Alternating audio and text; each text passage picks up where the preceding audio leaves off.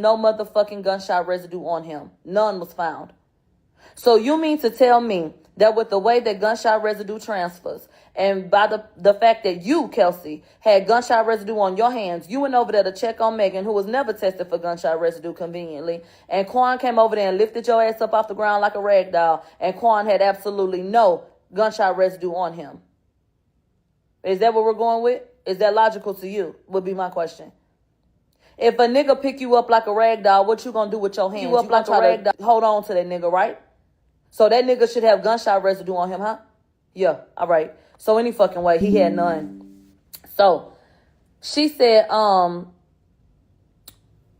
got Kelsey and said, child, they do this all the time.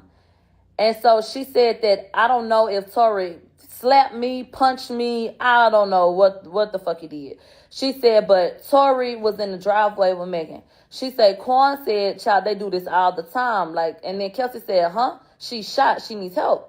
And she said, I jumped into the vehicle and I made it jerk to get them to notice.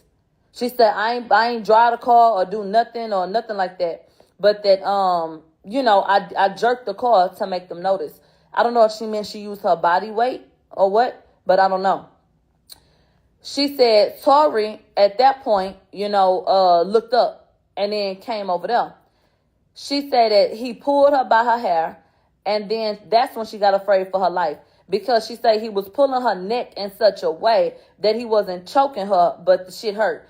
And then she said Quan came to try to pull her away from him, but it was like a tug of war because he was pulling on her.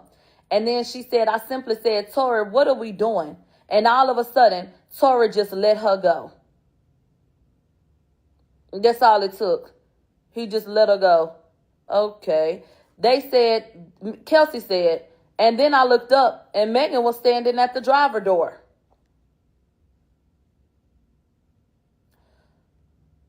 The one that came up? Never mind. So he said, get in.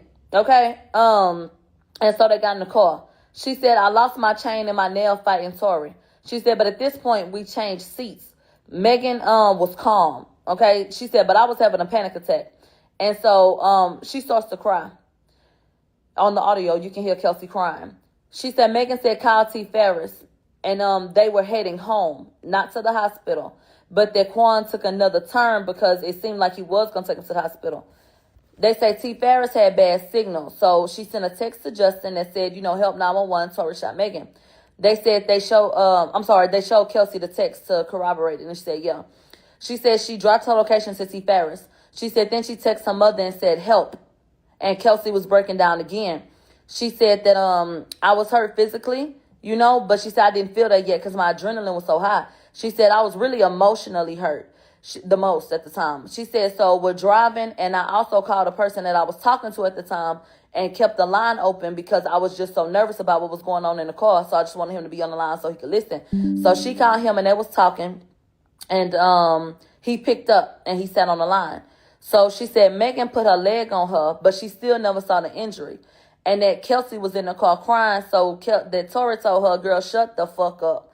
So she said the cops, kind of passed them a little bit, one cop car. So I guess maybe they thought they wasn't coming for them. But then the swarm of cops is behind them now and a damn helicopter. She said that's when Tory said, please don't say a word about this. I just signed a deal. I'm about to sign the deal. And I'll give each of y'all $1 million motherfucking dollars when I get the deal. She said Megan was very calm. They said, could she have been in shock? She said, oh, no, she was calm. They said she didn't seem upset with Tory. And so she said the cops came and made them get out the car. And she said, please don't put your knee on my back like George Floyd. And she said people weren't really talking. Her adrenaline was running. She said they, taking Meg. And she said, I regret not saying something about my injuries at the time because I should have. She said she was so focused on Megan, she didn't talk about it.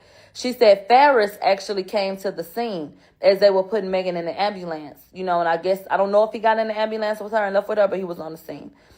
And remember, she had sent the location. She said, I ended up being taken to the police station and they put me in a room, but I do not recall them swabbing me for gunshot residue. Whenever they did that, she wasn't aware. She said they asked if I wanted to talk. And she said I asked for a lawyer because that's what I saw on TV and movies. That's all I knew to do.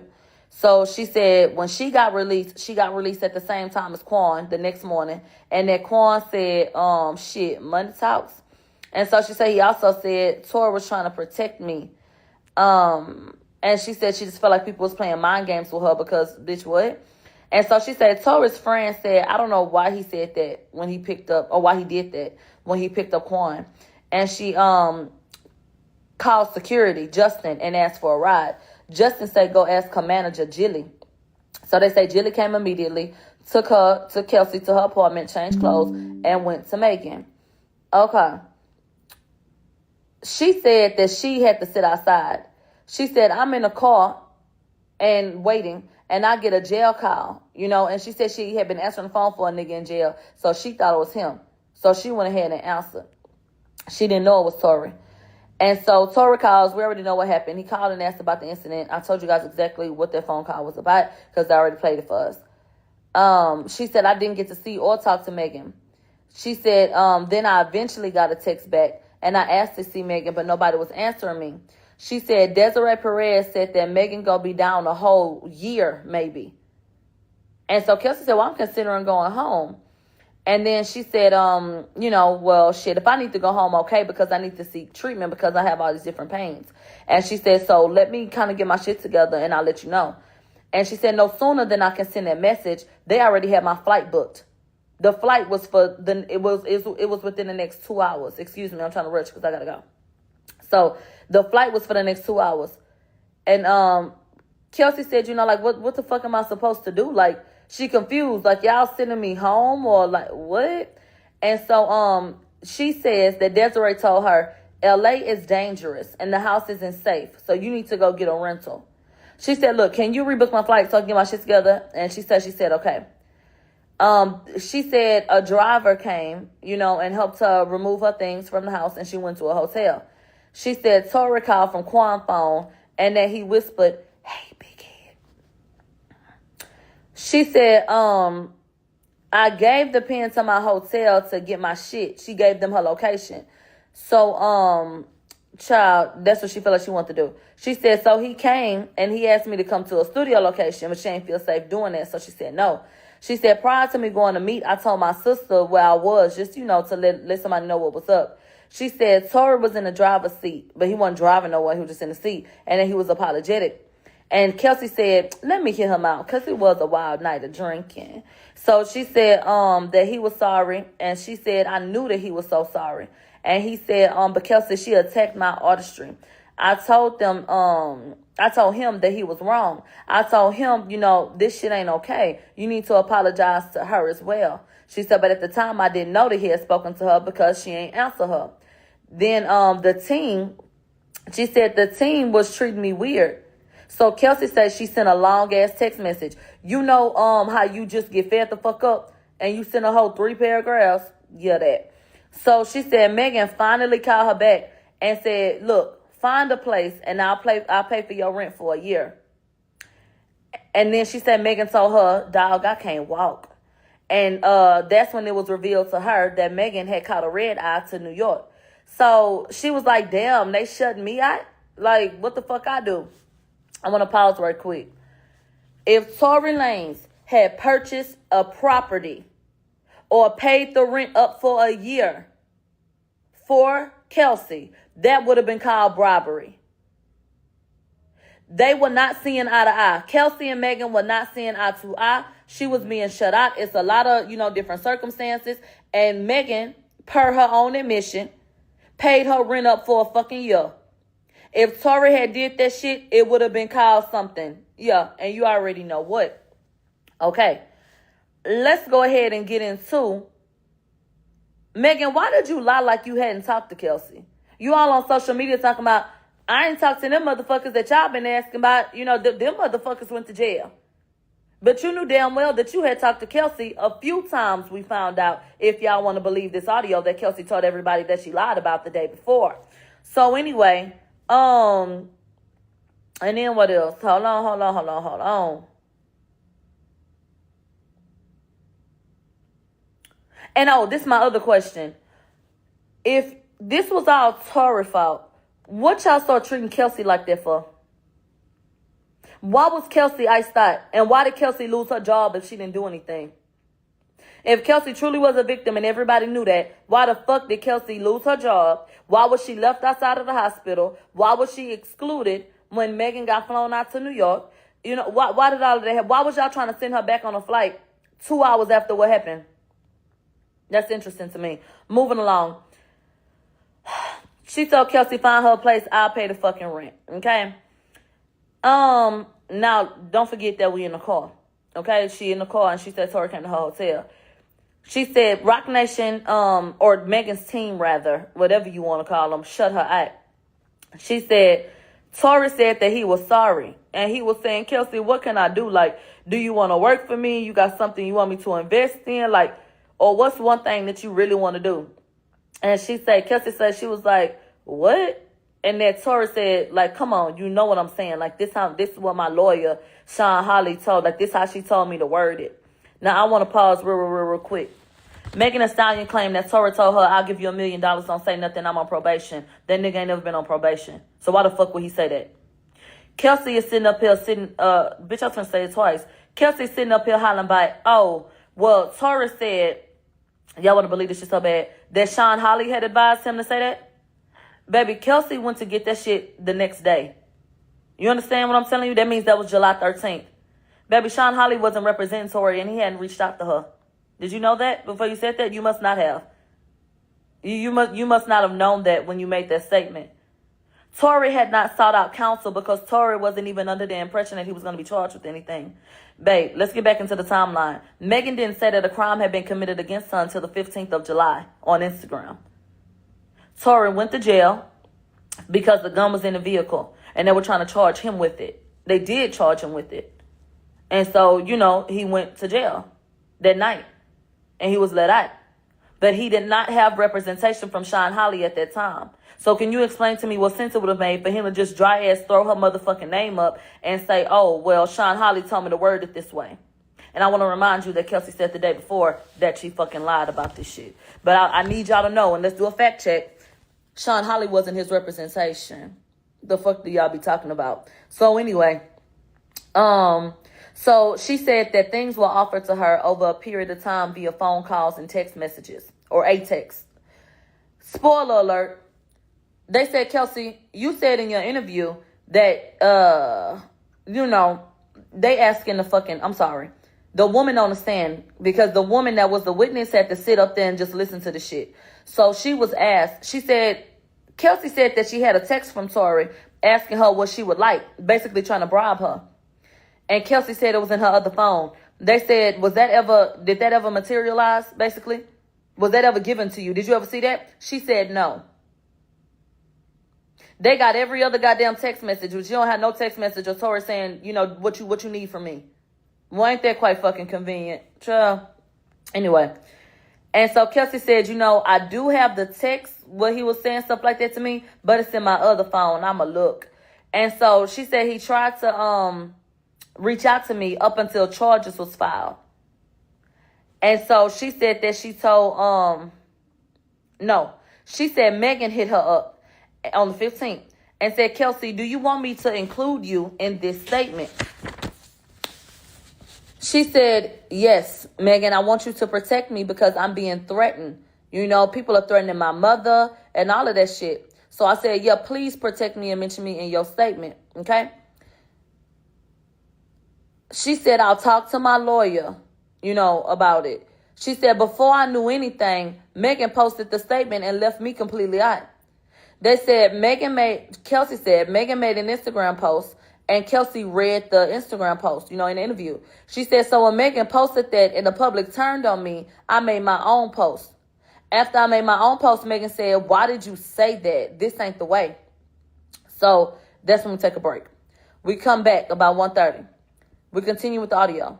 She said, I don't know anything about, she said, I don't know anything but the truth. And I'm upset that she never defended or protected me. She didn't know that I had met Tory to get my stuff. So she didn't have no reason to be mad at me, which is even more interesting. So what was the animosity about? if she fucked the nigga that you was fucking. Didn't that hoe betray you? So why she got attitude? She said, we went back and forth via text messages. And she said, I've been publicly approached. Kelsey said she can't even go to the dollar store. She said somebody cornered her in the damn dollar store, child. And so, what else? We went back and forth in the text messages. And she said, I've been publicly approached. She said, so I really be trying to stay in hiding, even though he's the bad guy. She said, Megan did a lot of damage to me off the motherfucking internet. She say, Megan hit her up and said, Kelsey, I need you to get on social media and say what happened to us. Okay? They said her manager told me that she wasn't going to press charges.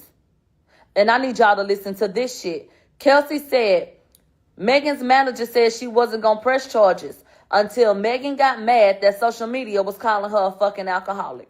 That's when she made that post to go on Instagram. Kelsey went to her lawyer. After consulting her lawyer, they said, you're not about to say a motherfucking thing because she ain't had your back and we worried about you and what's going to happen with you. And so she said, no, I'm not going to say anything. So my lawyer said no to her demands. Kelsey said Megan demanded that I get online and defend her. She said, I told Megan that we need to talk.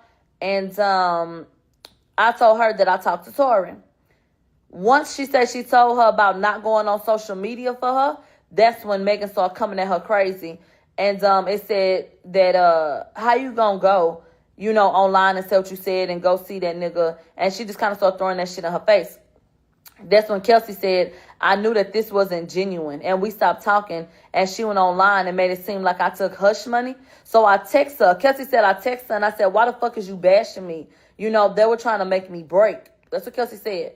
They said she had her friend saying that I got my chain from hush money when I've been paid for that chain. And it commemorates the day that my father died. They said she obviously approved these messages. So that's when it was over. And she said I wasn't interested in doing a damn thing that had nothing to do with Megan. Fuck her.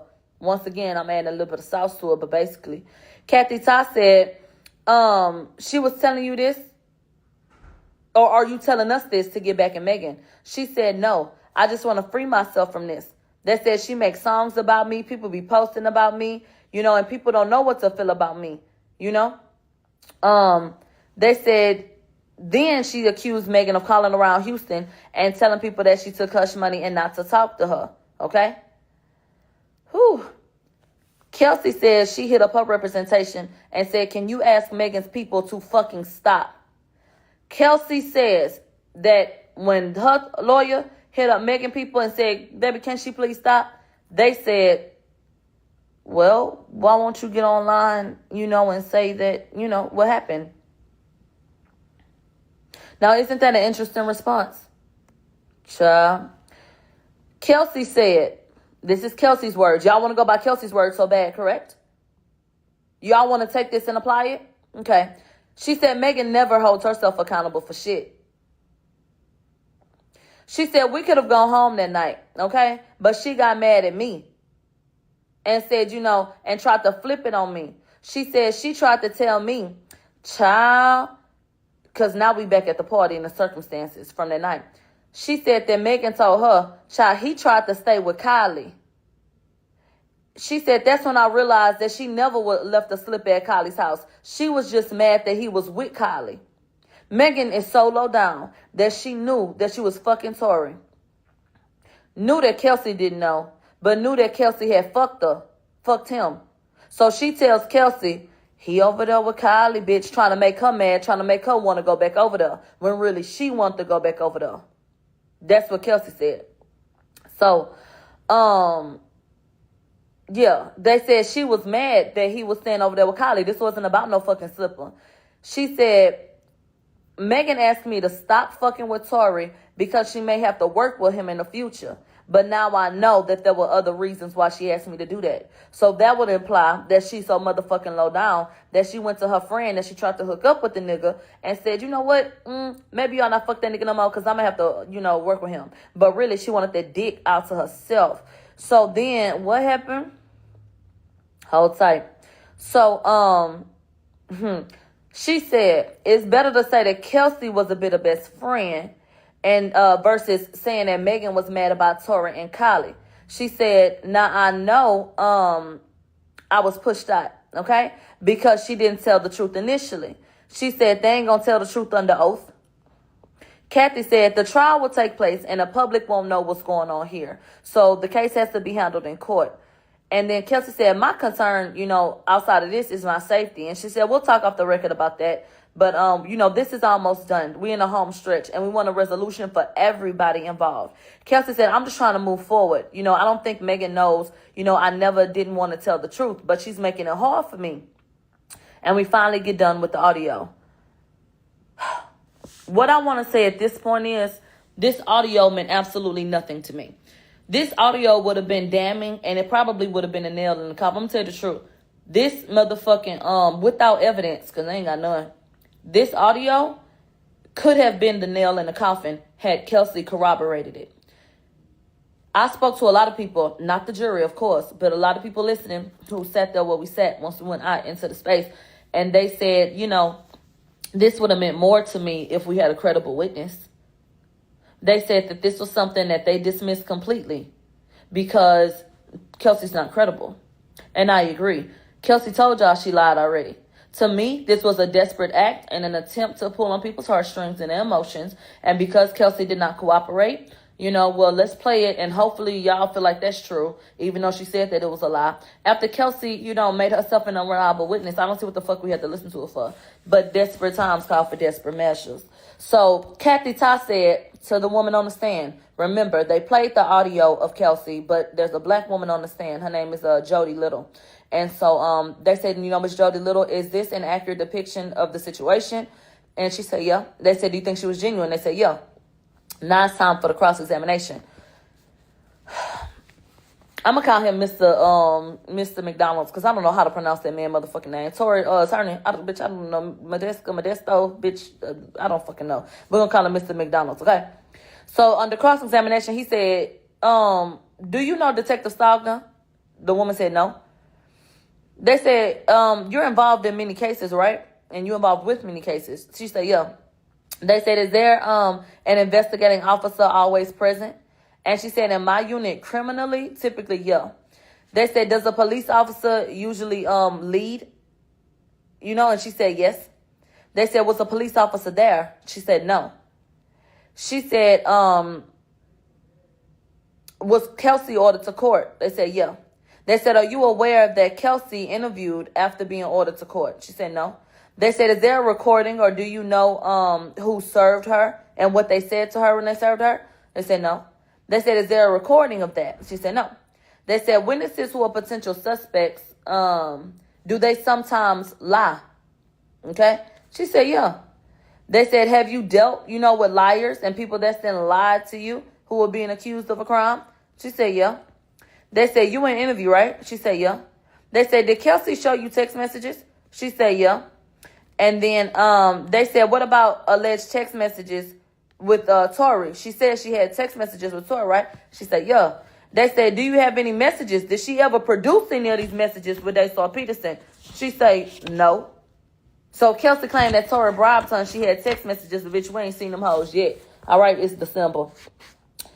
They said, was Kelsey given immunity at that interview, at that point?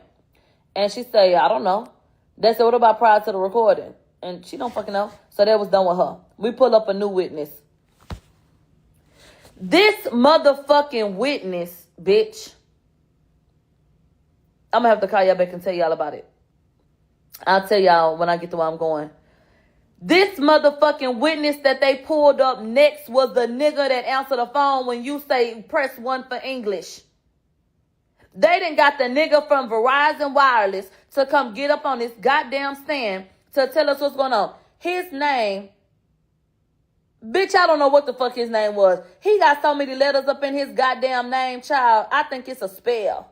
I don't know what the hell going on. But he is a firearms examiner. He done came up here with, bitch, cartridges and models of the cartridge and all kind of shit, trying to explain this shit to us. Now I'm going to give you 5 more minutes. So he shows the cartridge casing and explains, the difference between weapons and shit like that. What was substantial about this?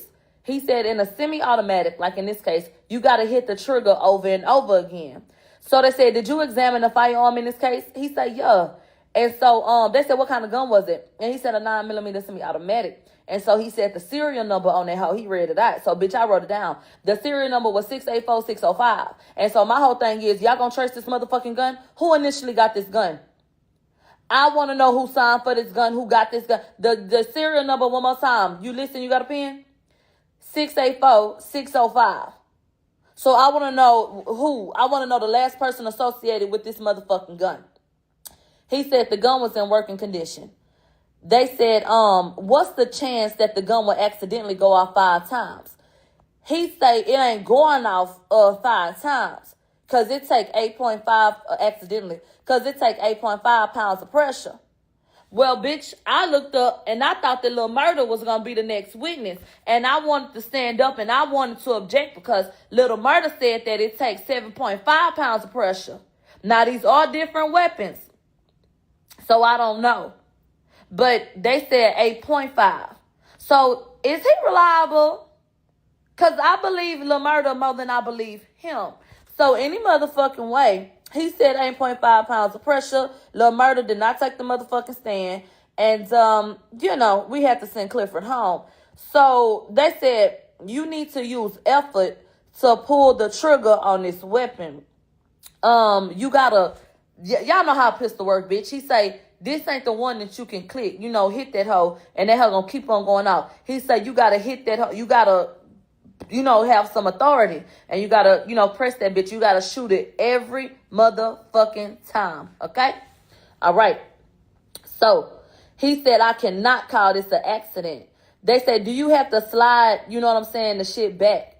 The slide lock shit. Do you have to release it before you fire? And he said, yeah, it's like the slide lock is like a safety. They said, does the temperature of the gun change when it's fired? He said, shit, yeah, but I don't really know how much. They said nothing further. Cross-examination time. They said, you talked about bullet casings. Do you know which way the casings went? Okay. And he said, with this gun, I would deduce that the shell casings went to the right of the gun. But the expert made it very clear